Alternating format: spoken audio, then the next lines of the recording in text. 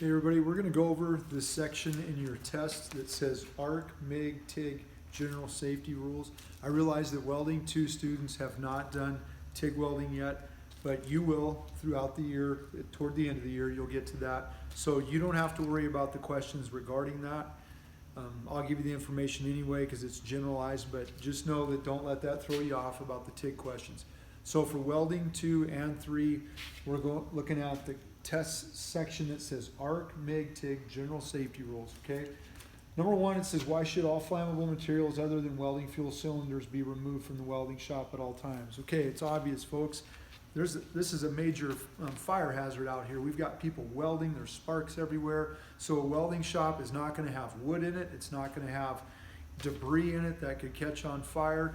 You would never pull a vehicle in here to work on it. Let's say you had to work on the exhaust and you had a gas leak per se, you know, your gas tank is leaking, that could catch on fire, blow up and explode.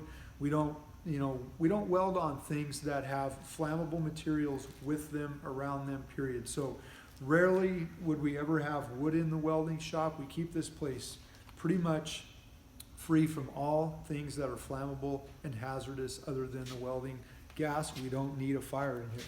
Number 2, explain the proper dress from head to toe in welding. Okay, simple. You gotta have leather boots, no shoes of any kind. Leather boots, jeans, coveralls, a welding jacket, some type of hat, your hood, your safety glasses, and your gloves.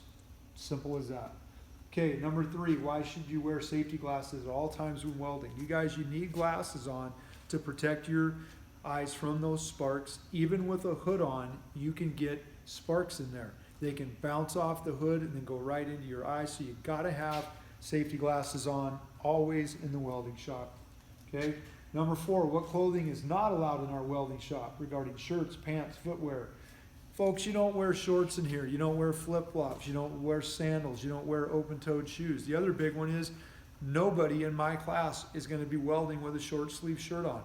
You've got to have a welding jacket on, period. That's what you should be welding with, a welding jacket and long sleeves. Okay, number 5, if you get slag or spark in your eye, explain what must be done with the safety eye wash at the sinks. That is why I'm standing here. You guys, you've got the sink right here. This safety eye wash is critical. If you get slag in your eye, I need you to immediately do your best to get over here, get this thing turned on, okay, and then get your eye right down in that water, open up your eyelids if you can, and let that cold water flush out the debris out of there. But that safety eye wash is a critical piece to that. Number 6, why must you let the slag cool before chipping it? You guys, a lot of folks will arc weld. As soon as they lift their hood, they want to start swinging that chipping hammer. For one thing, you're better off chipping the slag with your hood down. So if any of that slag chips off, it doesn't smack you in the face. But if you look at the question, why should you let it cool? If it is hot and hits you, it's going to burn you bad. If you let it cool a little bit, even if it does hit you, it's not going to burn you as bad. So it's a safer way to go to let it cool a little bit before you chip it off. Okay, that's not always possible. A lot of times we're in a hurry. We got to get it done. So it's hot, we chip it, but if you have the time, let it cool a little bit. It's safer if it hits you. 7, at what general CFM should the regulator be set at for MIG and TIG? You guys, I'm talking about the regulators on the welder itself. I'm going to grab the camera, take it over to a welder.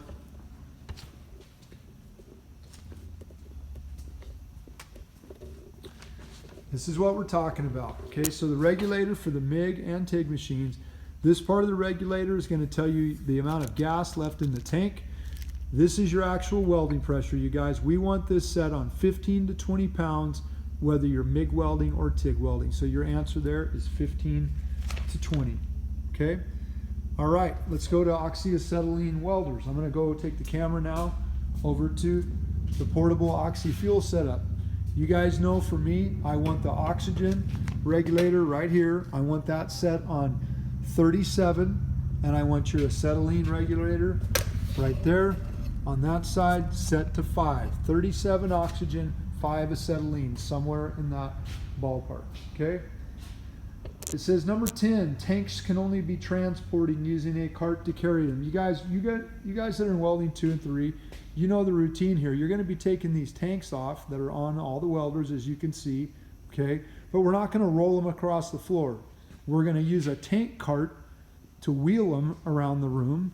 And the most important thing before you do that is you got to put one of these caps on. You never transport one of these tanks without putting the cap on it. You take the regulator off completely and you screw this on, and then you always want to transport with that on there. So we're going to use a cart instead of wheeling those around.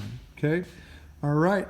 Number 11, all tanks will be tested with a blank method to assure they are not leaking when a cylinder is changed. Okay, I'm going to take you over to the sink. Everybody, I always keep this cup with the brush in it. What I like to do is simple. I like to fill this thing with water. I fill that with hand soap. Okay, nothing tricky there.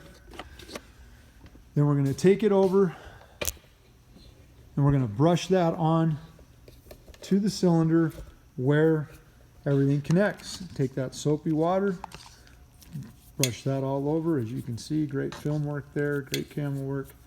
Okay, then of course when you crack that, if that's leaking, it's going to blow bubbles. If it's blowing bubbles, tighten it up a little more. It's that simple. Okay, so that takes care of the soap test on the test.